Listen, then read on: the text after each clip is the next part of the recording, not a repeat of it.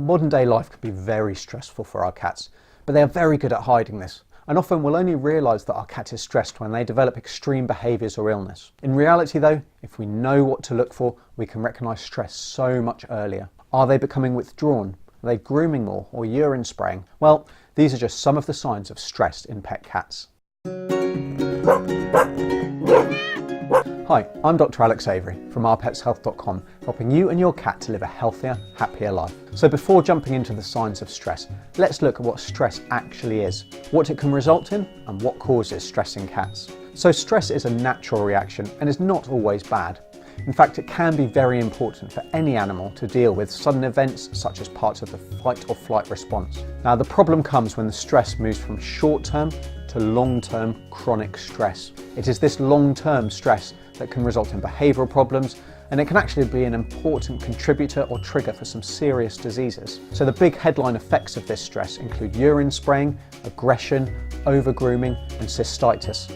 And this last one can actually be fatal for male cats. But what do cats have to be stressed about? Surely most of them live a pretty cushy life with their every whim catered for. Well, there is actually quite a lot in modern life that can cause stress, and different factors such as genetics and socialization can influence how well each individual copes with these. So some of our cats' most common stressors include visiting strangers, a new baby in the house, competition for resources such as food, water or litter trays, other cats being present both in the house or the neighbourhood, change in routine, or something like building work in the house. So let's look at the signs of short-term acute stress.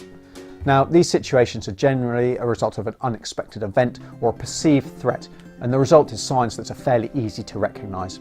It's important to know though that your cat may only show one or two of these signs, and that some of these are only shown when more severe stress is present. So general body posture will change, with a cat maybe becoming motionless with legs bent. The tail may be held close to the body, or it may start to flick from side to side, almost like a dog wagging their tail. They will make sure not to expose the underside of their belly, and their breathing is likely to become more rapid. The big giveaways of stress are often found by looking at the head.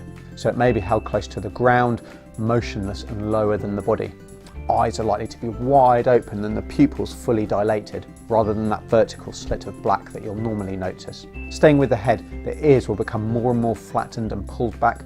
The whiskers might be pulled back and your cat might start making a sad, mournful meow. As stress levels rise, this meow might turn to a yowl and then a growl. They may then begin to hiss, as well as potentially start shaking or drooling. Finally, a terrified cat may pass urine or defecate uncontrollably. And by this stage, and even before that, if they are approached, then it's very likely that they'll lash out either by swiping with their claws or trying to bite.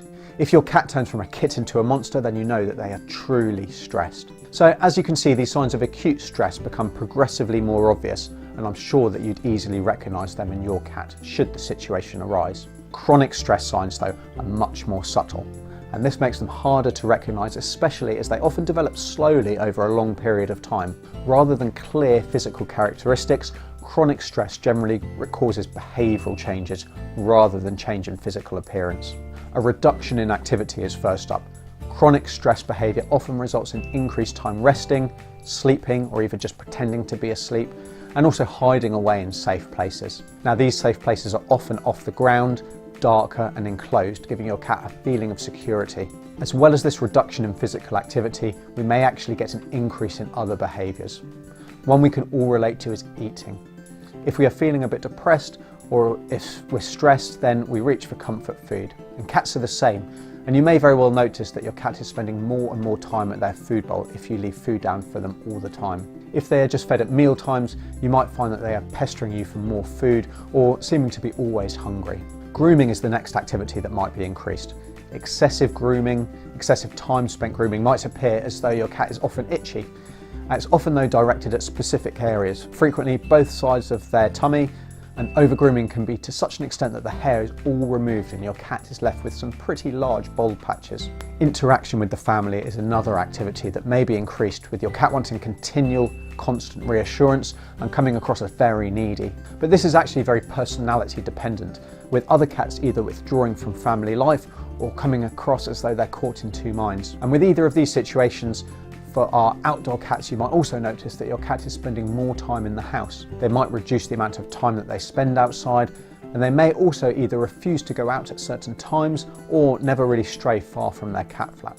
With this time spent in the house will also come a couple of easily recognised behaviours: scratching and face rubbing. So these are both behaviours which identify safe places. Scratching provides both visual and scent marking, while face rubbing releases feline facial pheromone into your cat's home environment. And all of these factors actually mark out your cat's territory, and as a result they feel at home and more safe. Toileting issues are often the behaviour a stressed cat exhibits that results in help and advice being sought.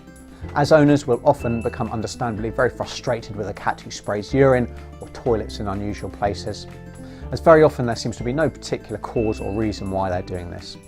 Well, the answer is generally stress, although there are also some medical issues that can cause this problem peeing. So spraying is when your cat is standing up and the urine is directed onto vertical surfaces like walls or furniture. This is something normally only done by entire animals as a form of marking. If your cat is stressed though, marking their own territory is incredibly important for them. Spraying is another part of this alongside face rubbing and scratching. Urinating and defecating in a normal way, but in locations other than their litter tray, can also be a sign of stress.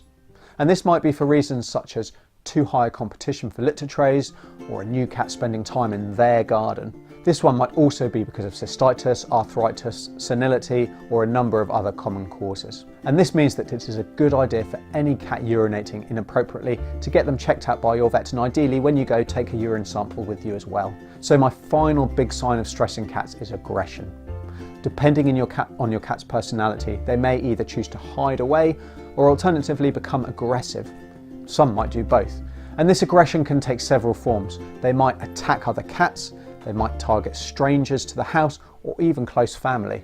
A stressed cat may also direct their aggression towards something other than the source of the perceived threat. And an example of this would be your cat attacking you after getting scared by a slamming door or something similar.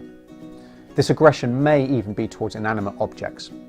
And a precursor to this behaviour might be becoming hypervigilant, appearing on edge all the time, stopping playing and jumping at even the smallest events. So to quickly summarise this list of the ways to tell if your cat is stressed, we can break them down to reduced physical activity, an increase in some behaviours such as feeding and grooming, an increased marking with face rubbing, scratching and urination, change in interaction with some cats wanting more interaction, some withdrawing, and then finally aggression. Remember too that these signs of stress in cats may be very subtle, and the chances are that your cat would only be showing one or two of these if they become stressed. But by knowing what to look out for though, you'll be able to pick up these subtle signs and help your cat feel comfortable and safe. Don't underestimate the effect of stress on your cat's quality of life. As for how you can help your cat, well, check out my related video, linked down below, which gives you a lot of different strategies of how to reduce stress in cats. Have you got a stressed cat? How did their behaviour change? What signs did you notice? I'd really love to read the comments down below. Also, if it's your first time here, remember to subscribe. And until next time, I'm Dr. Alex from Our Pets Health, because they're family.